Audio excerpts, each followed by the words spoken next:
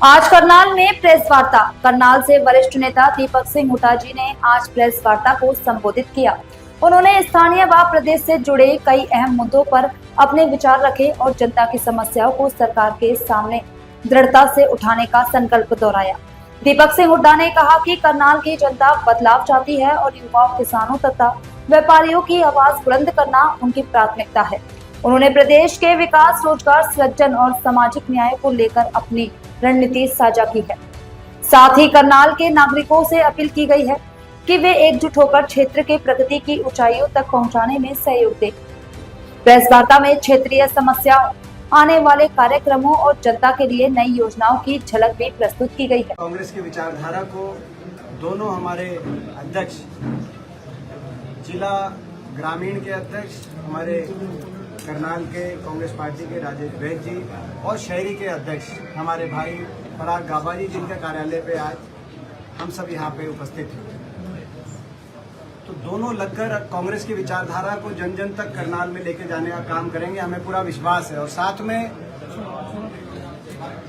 हमारी ये उम्मीद है दोनों हमारे जिला अध्यक्षों से कि दोनों हमारे जिला अध्यक्ष हर कांग्रेस के नेता का, हर कांग्रेस के कार्यकर्ता का मान सम्मान करके चलेंगे, सबको साथ लेके चलेंगे,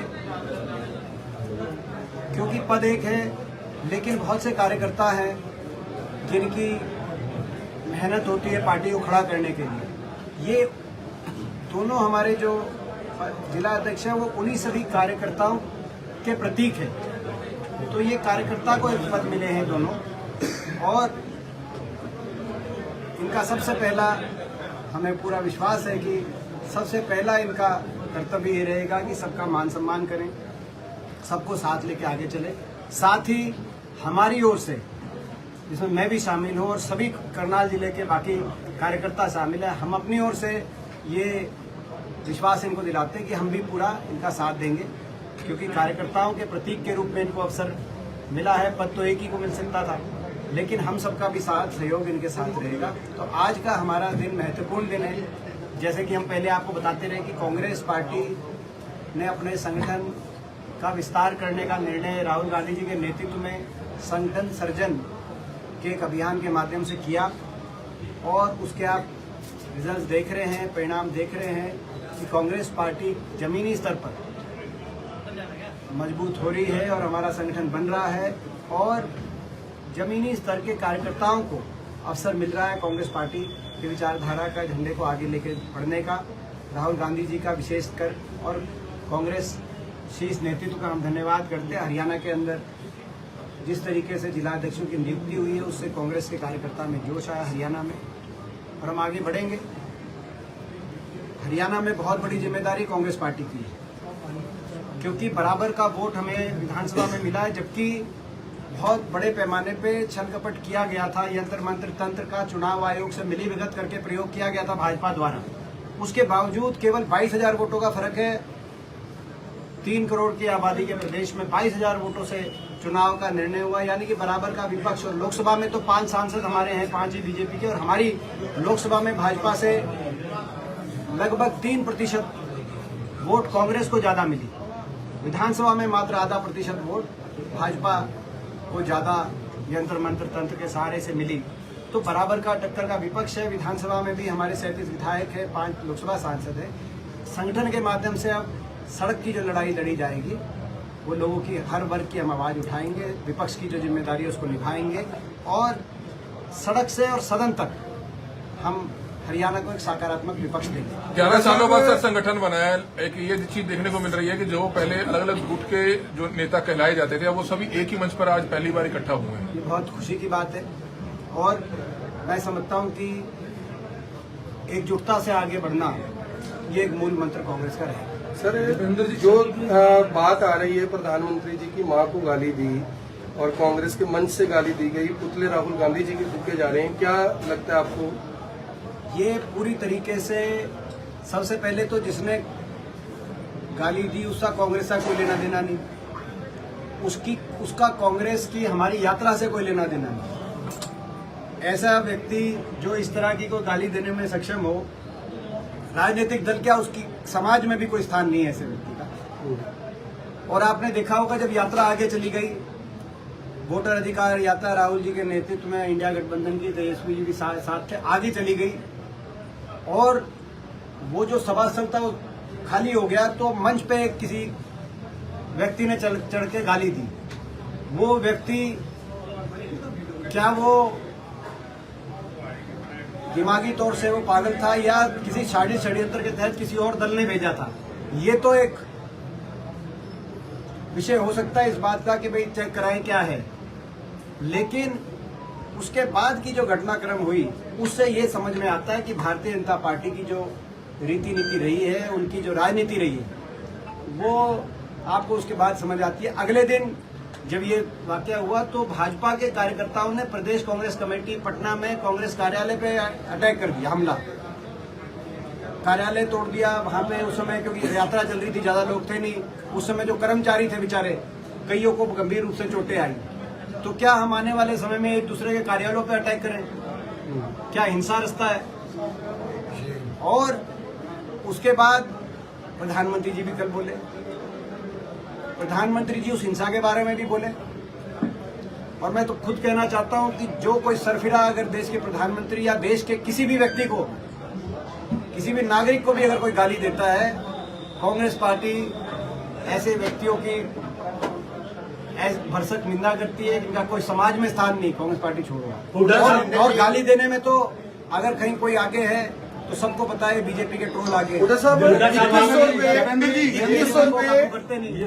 रुपए महिलाओं को देने का ऐलान किया है। घोषणा पत्र में बीजेपी का वादा था कि सब महिलाओं को, घोषणा पत्र में वादा था कि 2100 रुपए हर महिला को मिलेंगे, लेकिन अब क्राइटेरिया रख दिया कि 1 लाख रुपए से इनकम कम होगी और 23 से लेकर 60 साल तक के लोगों को मिलेगा। मैं दो बातें हैं, एक मैं पहले एक मेन मुद्दा दूंगा जो आप मुद्दा ले सकते हैं आप लोग, जो मेन इशू हमारा पिछले 3-4 दिन से जो चल रहा है, और फिर ये मैं आपको 2100 रुपए में बताता हूँ। भारतीय जनता पार्टी चुनाव जीतने के लिए किसी भी हद तक जा सकती है, यंत्र मंत्र तंत्र का ही प्रयोग नहीं, हर तरीके का झूठ और लूट और फूट कुछ भी करना पड़े, लेकिन सत्ता हासिल करे। जनता की भलाई से उनका कोई लेना देना। इसका सबसे बड़ा प्रमाण मिला बीपीएल लिस्ट में। हरियाणा के बीपीएल जो 2023 में 27 लाख बीपीएल कार्ड थे हरियाणा में, 2024 में 27 लाख से बढ़ाकर 51 लाख बीपीएल कार्ड बना दिए गए, यानी कि लगभग दुगने कर दिए। और 75% हरियाणा विधानसभा से पहले हरियाणा की 75% आबादी को गरीबी रेखा से नीचे दिखा दिया गया, जो देश में आजादी से भी ज्यादा गरीबी हरियाणा में तूफान की तरह गरीबी आई। 2 राशन बांटे गए, मगर वो गरीबी या कार्ड जो बने थे उन लोगों को राहत देने के लिए नहीं बने थे, वो गरीबी वोट लेने के लिए दिखाई गई थी। 2 राशन बांटे गए, चुनाव जैसे समाप्त हुआ, अगले 5 महीने में, पिछले 5 महीने में 11 लाख कार्ड, यानी कि हर लोकसभा क्षेत्र में 1.25 लाख कार्ड बीपीएल के कट गए। एक कार्ड पे 3-4 वोट होती हैं, आपको पता है हर लोकसभा क्षेत्र में कितने बड़े पैमाने पे।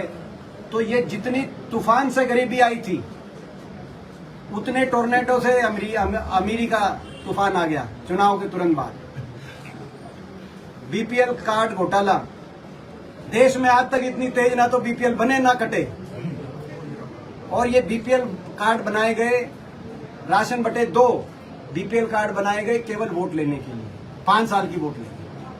बेवकूफ जिनके कार्ड बने और जिनके कटे, अब वो कटे जो थे वो एक एक ये सोच रहे हैं वो परिवार कि यार ये 5 साल की वोट लेके राशन 2 दिए, ये हालात। और इसी तरीके से ये जो 2100 भी आपने कहा, ये बहुत बीजेपी मतलब बहुत झूठी पार्टी बीजेपी। चुनाव जीत सत्ता हासिल करने के लिए कुछ भी कह दो, कुछ भी करवा लो, ऐसे जैसे कार्ड बनाए ऐसे वोट भी बनवाए। बहन जी दिखा रही है इनके घर पे, बहन जी के घर की वोट दिखा रही है, जो बहन जी के घर में 2 वोट है, जिनका बहन जी को अभी तक पता नहीं चल रहा। और मेरी कॉलोनी की मैं कई निकाल कर लाई हूँ, तो अपनी कॉलोनी की जो एड्रेस ही नहीं लिखा हुआ, और हम दिखवा रहे हैं ये मेरे घर के एड्रेस पे झूठी वोटें बनी हुई है ये। अच्छा, और मेरा एड्रेस है। और हम दिखवा रहे हैं, हम हरियाणा में भी दिखवा रहे हैं जो वोट चोरी हुई है, केवल ये बैंगलोर की जो एक लोकसभा हल्का है महादेवपुरा और महाराष्ट्र में नहीं हुई, ये हरियाणा में भी हुई है और बड़े पैमाने पे हुई है। चुनाव आयोग की मिलीभगत और सरकार की मिलीभगत से हुई है, हरियाणा में भी हुई है। ये जैसे बीपीएल कार्ड बने, आप समझ सकते हो, ऐसे इन्होंने भाजपा ने हरियाणा में हर तरीके के वोटर सूची के साथ भी फर्जीवाड़ किया, जो हम आपको पिछली बार भी मैंने हिंट किया था कि हम दिखवा रहे हैं। जल्दी ही प्रमाणों के साथ, तथ्यों के साथ एक आपने ये देख लिया। ये आप देखो कितनी वोटें हैं जो न्यायपुरी लिखा है, कोई घर का आता नहीं है, कोई पता नहीं है, बगैर एड्रेस ये के। ट्रेलर है, पूरी पिक्चर हम दिखाएंगे जल्दी पूरी हरियाणा की जनता को। हरियाणा में हरियाणा और हारे हुए सरपंच को जीता घोषित कर दिया वोटों की गिनती आप का देखो, सुप्रीम कोर्ट ने। आप खुद ही देखो। ऐसा यूपी में भी हुआ है। ये हरियाणा क्या, ये तो करनाल लोकसभा का गांव है, लाखों बुआना लाखों गांव है। इसराना विधानसभा क्षेत्र में पड़ता, ज्यादा दूर नहीं, आप जाके देख सकते हैं। देखिए किस तरीके से, और आप लाखों बुआना क्यों जा रहे हैं, आप चंडीगढ़ क्यों नहीं जा रहे? मेयर के चुनाव में आपने देखा, आप कह रहे हैं ज्ञान बांटा जा रहा है, चुनाव मुख्य चुनाव आयोग ज्ञान बांट रहे हैं कि जी हम सीसीटीवी नहीं देंगे। क्यों? बोला महिलाओं के लिए।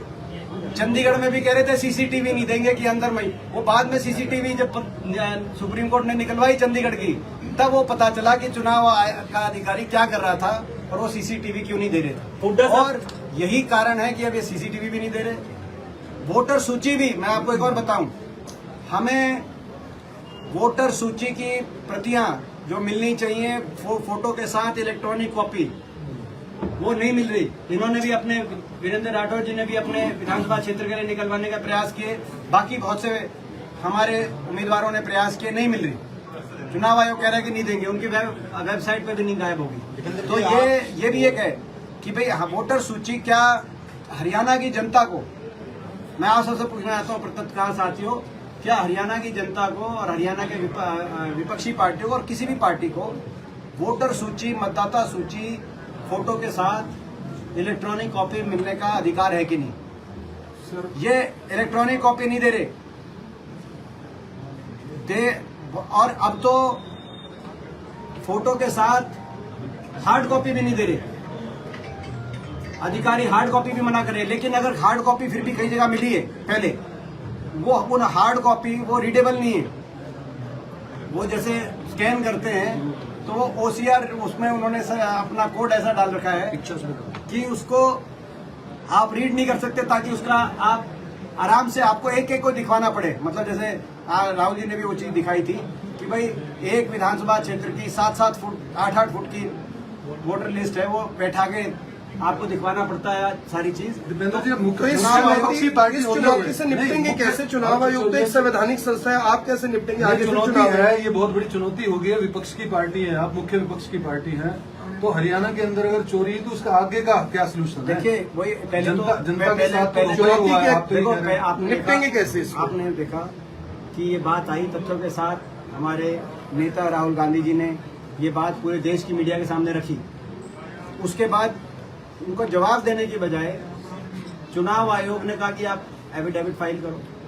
उनके मुख्य चुनाव कमिश्नर ने जब अपनी प्रेस कॉन्फ्रेंस करी, उसमें उन्होंने जितना बताया उससे ज्यादा छुपाया, सबको पता चल गया। और उसको सड़कों पे वो लड़ाई लेके गए।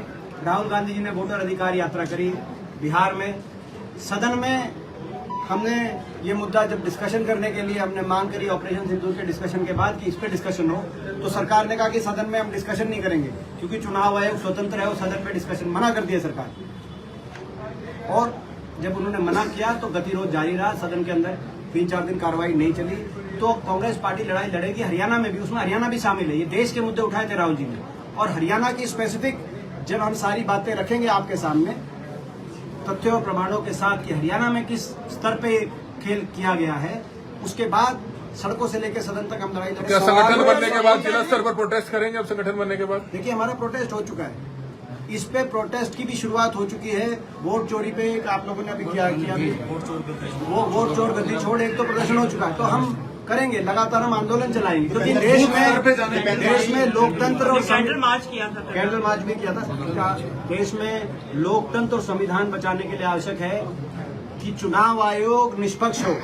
आज चुनाव आयोग निष्पक्ष नहीं है। चुनाव आयोग भाजपा की सहायक भूमिका में है। भाजपा से मिली भगत करके चुनाव में बहुत बड़े स्तर पर यंत्र मंत्र तंत्र का प्रयोग चुनाव आयोग के माध्यम से भाजपा कर रही है। राहुल गांधी को पुतला फूंका गया गाली पर, लेकिन मंच के माध्यम से खुद प्रधानमंत्री कभी जर्सी गाय बोलते हैं, कभी कांग्रेस की विधवा बोलते हैं। क्या मैं देखो वही मैंने आपको कहा है कि पहले तो मैंने आपको बता दिया, जिसने ये बोला है उस आदमी का जिसने गाली दी है कांग्रेस से कोई लेना देना नहीं, पहली बात।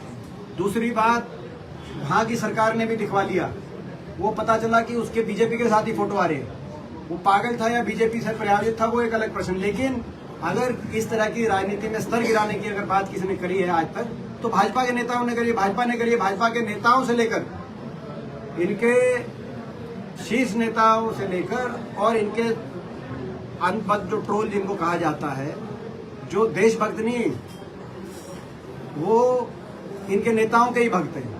देशभक्त हों तो अभी ऑपरेशन सिंदूर में जिस तरह की दुनिया में जब एक संदेश गया कि दूसरे देश ने हमारा सीज फायर करा दिया जबकि हमारे फौज ने दुश्मन को घुटनों पे ला दिया था, तो इनके जो ट्रोलर है उनको भी बोलना चाहिए था, लेकिन नहीं, वो देश नहीं, उनके लिए देश से बड़े इनके नेता। सब आखिरी सवाल है, इन लोगों की जो भाषा रहती है वो सब जानते हैं और इनकी भाषा केवल हमारे प्रति नहीं रहती। इनकी भाषा जब देश में एकजुटता की जरूरत थी, इनके ट्रोलर्स की भाषा हमारी वीरांगना बेटी हिमांशी नरवाल के लिए क्या भाषा रही, इनके ट्रोलर्स की क्या वो किसी की माँ किसी की बेटी नहीं? क्या उनकी इज्जत प्रधानमंत्री जी को नहीं दिखी? प्रधानमंत्री जब हिमांशी नरवाल पे पूरी बीजेपी की ट्रोल आर्मी उन पे इस तरह के अटैक कर रही थी, कैसी कैसी गालियां दी जा रही थी, तब क्या प्रधानमंत्री जी को उस पर नहीं बोलना चाहिए था? हमारे विक्रम मिश्री जो विदेश सचिव है उन पे अटैक किया गया, तब उस समय भाषा नहीं दिखी।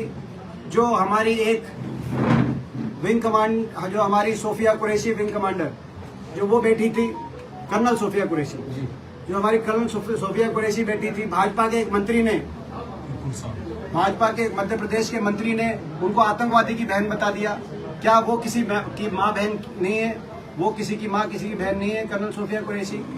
तो ये मैं समझता हूँ कि ये राजनीति में स्तर अगर गिराया है किसी ने तो भाजपा ने गिराया है। मगर जिस आदमी ने ये बोला प्रधानमंत्री वाली जो बात आ रही है वो कांग्रेस का ही नहीं है और वो समाज में ऐसे आदमियों का स्थान नहीं है। हमारा ये मानना है कि ऐसे आदमियों का स्थान किसी राजनीतिक पार्टी छोड़ो समाज में भी नहीं है, लेकिन आज भी वो भाजपा के मंत्री बने हुए मध्य प्रदेश में। आप पता करो, आज तक उन पर कोई कार्रवाई नहीं हुई। मंत्री पंजाब में बाढ़ आई है, पंजाब में बाढ़ आई है, बीजेपी आरोप लगा रही है कि सत्र को चलने नहीं दिया गया। देखिए ऐसा है कि सर इसी में एक बात जोड़ देते हैं, क्या यही हल है कि सत्र ना चलने दिया जाए या कोई और भी हल हो सकता है? देखिए आपकी बात सही है, देश की संसद चलनी चाहिए और जैसा कि रवैया देखा गया तो बीजेपी जब विपक्ष में थी 2011 में, 12 में, 13 में, 14 में 3-4 साल सदन नहीं चली, उस तरह की कार्रवाई अच्छी नहीं होती देश के लिए। 3-3, 4-4 साल आपको याद होगा जो 2G घोटाला जो बाद में कोर्ट के अंदर उसमें कुछ नहीं निकला, उस पे 4 साल सदन नहीं चला था। मैं उस सदन का भी MP था। हाँ, 4 दिन हमने चुनाव आयोग की कार्यप्रणाली पे, ऑपरेशन सिंदूर पे सदन चला। ये सत्र तो चला, सत्र में कई चीजों पे चर्चा भी हुई, ऑपरेशन सिंदूर पे भी चर्चा आपने देखी, लेकिन अंतिम 4 दिन हमने कहा कि चुनाव आयोग पे की निष्पक्षता पे भी चर्चा हो, क्योंकि कई चीजें ऐसी हैं जिनका चुनाव आयोग जवाब नहीं दे पा रहा। सरकार ने कहा कि चुनाव आयोग पे कोई चर्चा नहीं कराएंगे। इस गतिरोध पे सदन रुका था। भाजपा को आत्ममंथन करना चाहिए कि अगर भाजपा 4 दिन में अगर ऐसी बात कर रही है तो ये देश था, ये प्रजातंत्र थे, यही लोग थे देश के।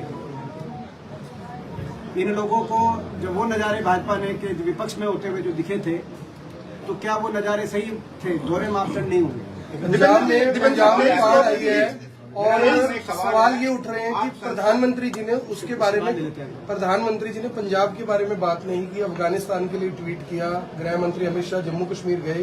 पंजाब के लोग ये कह रहे हैं कि सौतेला व्यवहार हो रहा है और मुख्यमंत्री भगवंत मान 70,000 करोड़ की मांग कर रहे हैं जो उन्हीं के पैसे। देखिए वो तो प्रधानमंत्री जी को सोचना चाहिए। देश में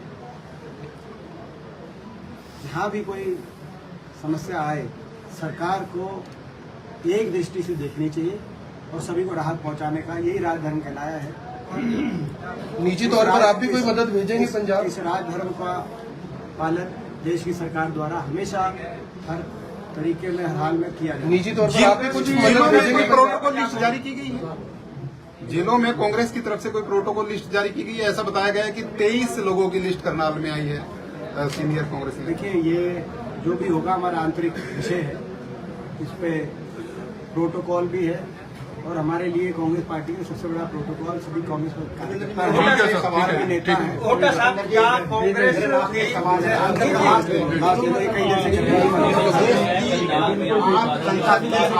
आप संसद की आवाज है। जब भी कोई ऐसी बात आती है कांग्रेस की सारे चीजों को, जब सामाजिक न्याय की बात करते हैं तो वो बातें क्यों दबा दी जाती है भाजपा की? देखिए, भारतीय जनता पार्टी का ये बात तय हो गई है कि इनकी नियत और नीति देश को आगे लेके जाने के लिए ये केवल सत्ता प्राप्ति की नीति है। आज सभी देखा कि देवेंद्र सिंह हुड्डा ने ये सवालों के जवाब दिए। देवेंद्र सिंह हुड्डा पहुंचे थे। अगर आपको यह खबर पसंद आई हो तो वीडियो को लाइक करें, चैनल को सब्सक्राइब करना ना भूलें और अपनी राय हमें कमेंट में जरूर बताएं ताकि हर जरूरी अपडेट आप तक सबसे पहले पहुंचे। धन्यवाद।